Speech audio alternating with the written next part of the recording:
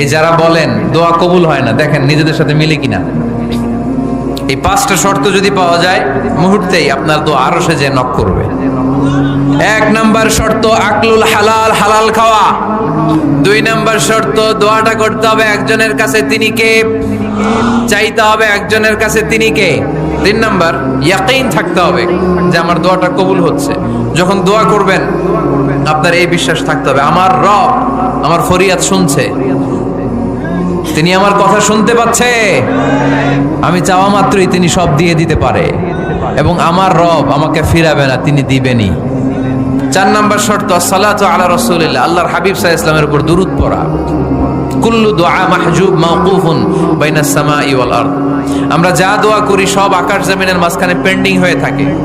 মা লাম ইউসাল্লা আলাইহি, আল্লাহর হাবিব বললেন যতক্ষণ না আমার উপর দুরূদ শরীফ পড়া হয়। পাঁচ নাম্বার সর্বশেষ শর্ত হলো মুওয়াফাকাতুদ দুআ বিদ দাওয়াব, শুধু দোয়ায় কাজ হয় না, দোয়ার সাথে মাঝে মাঝে দাওয়ারও দরকার আছে না নাই?